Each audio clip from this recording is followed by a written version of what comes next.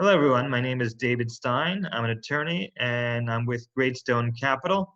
We are asset-based lenders, also referred to as hard money lenders.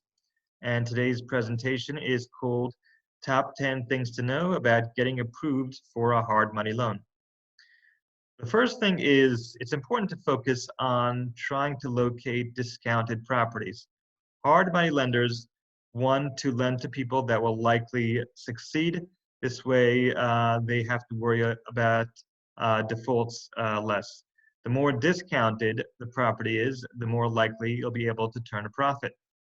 So reach out to local real estate brokers or search online resources such as auction.com and Hudson and Marshall to try to locate those kinds of deals, whether it's a REO, a short sale, or any other type of distressed property. Second thing is you need to be able to have skin in the game. Very often I will get calls from people asking about 100% financing, and the general rule is if it sounds too good to be true, it usually is.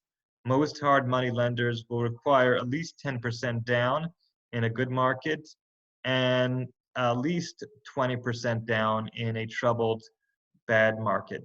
So beware of lenders that offer 100% financing. Very often, these so-called lenders will charge upfront fees and you'll never end up seeing your money. Number three is the better your credit score is, the better the terms. So most private lenders care about your ability to repay, so they will be interested in what your credit score is. And the better your credit score is, the more competitive terms you'll be able to get because more people want to lend to you. The fourth thing is it's important to set up a legal entity, whether it be a LLC or something else, when you are looking to invest in properties. Most hard money lenders prefer to lend to a legal entity as opposed to an individual. And don't get overwhelmed by setting up that legal entity. There are services that do it for you for relatively cheaply, and they could do it in a day or two. The reason why hard money lenders prefer to lend to legal entities as opposed to individuals is because there are less legal restrictions involved in lending to legal entities. Prepayment penalties. So one of the major advantages of seeking hard money funds is the flexibility involved. And very often hard money lenders will not charge you prepayment penalties, or if they do, it'll be for a very short term. So if you find a buyer for your property and you want to be able to pay off your loan quickly, or if you want to shift into a long-term loan because you decided to hold on to the property, you'll be able to do so without incurring prepayment penalties. So make sure to ask your lender about that. So what are the typical terms of a hard money loan? A hard money loan is typically 1 to 2 years, and it's usually interest only. And there might be an interest reserve depending on the market conditions and the credit worthiness of the buyer, of the borrower. And there are usually origination fees, also referred to as points.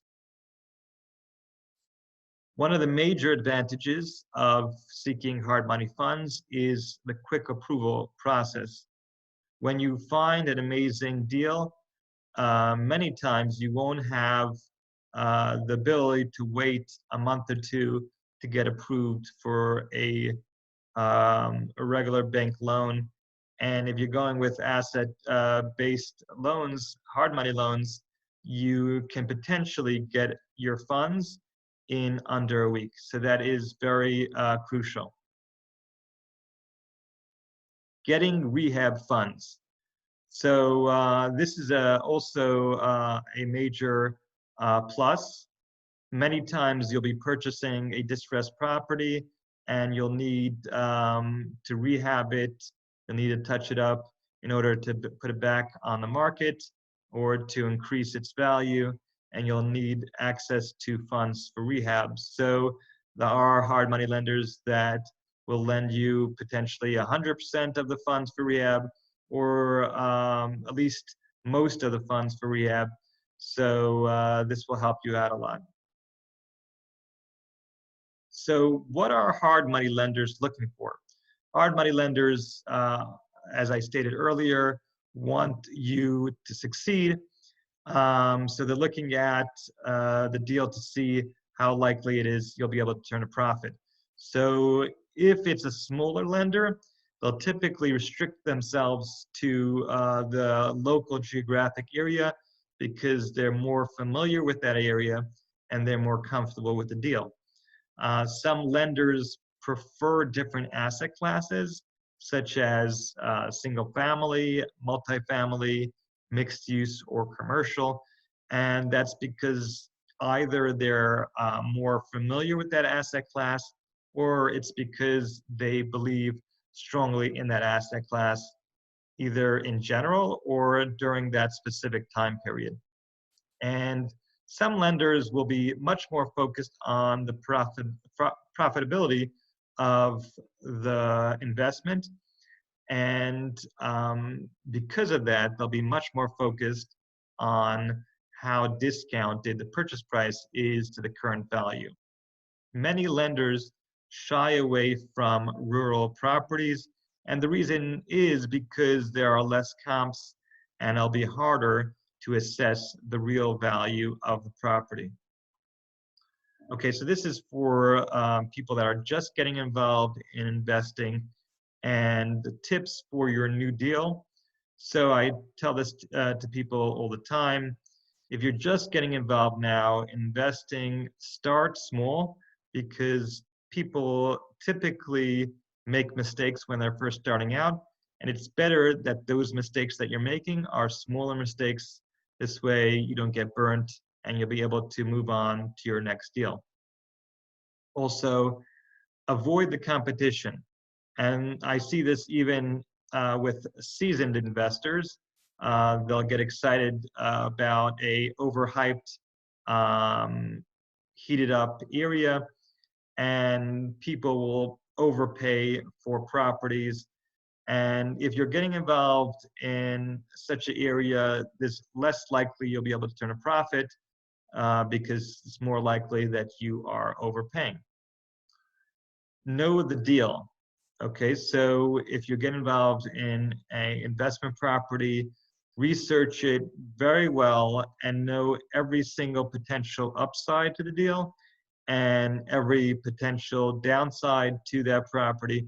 This way, you'll know clearly what you could potentially make, and you'll know clearly if something comes up that can hurt the deal. This way, you will not get surprised. Also know the terms of the loan that you're getting very, very well. This way, you'll know clearly what the potential profit will be, regardless of a up market or a troubled market. Also, and this is a personal piece of advice, try to stay within the vicinity of a major population center. And that's because when you're within the vicinity of a major population center, there's typically availability of jobs, and availability of jobs equals demand for housing. And even if you're dealing with a distressed market, if there's going to be potential access to jobs, that asset class will eventually rebound. So I hope this presentation was helpful. And if you have any more questions, feel free to reach out to our office. And of course, if you're seeking hard money funds, give us a call or apply through our website, and have a great day.